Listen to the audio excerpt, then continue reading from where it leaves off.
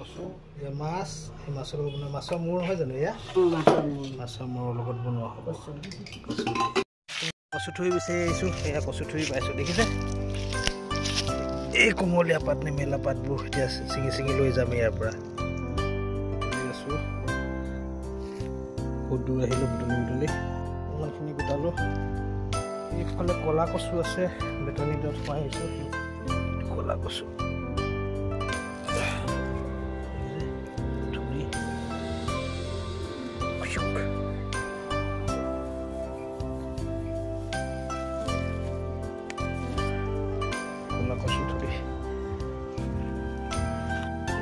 ক'লা কচু থুৰি ওলাই যাব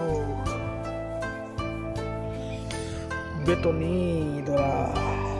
ধুনীয়া দেই ক'লা বগা মিলাই হৈ গ'ল কচু থুৰি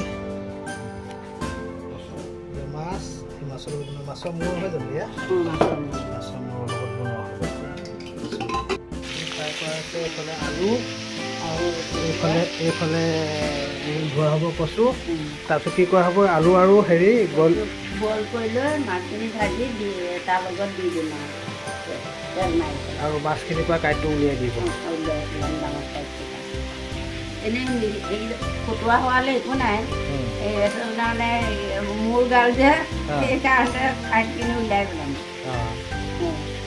এইটো প্ৰচেছত হৈ যাব নহয় জানো হৈ যাব তাৰপৰা মছলা চছলা জালখন দিম আৰু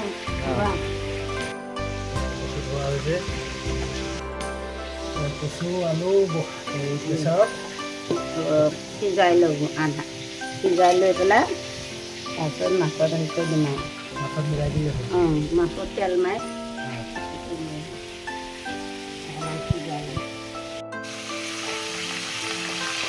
অকণমান এতিয়া টান হৈ আছে ভাঙিবলৈ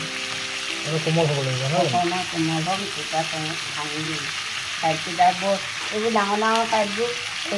এনে খাবলৈ ভাঙি থ'লে দাঁত থকা মানে খাব পাৰিব কচুৰ লগত দিলে কাঁইটে আৰু হেৰি কৰিব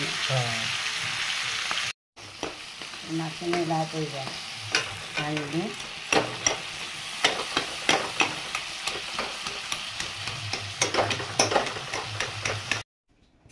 কচু হৈ গ'ল কাঁইটখিনি বেচা হৈ গ'ল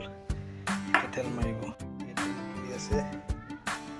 দালি দিব আৰু এই মিক্সিংটো হৈ যাব মাছৰ মূৰ এই কাঁইটখিনি বচা কাঁইটখিনি এইখিনি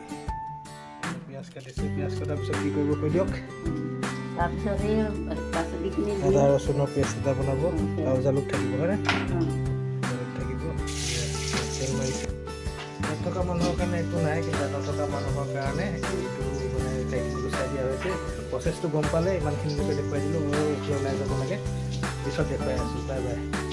এইটো আগৰ আদা নহৰু জালুক খুন্দাই নাই খুন্দিম জালুক এক্সট্ৰাকৈ খুন্দি দিম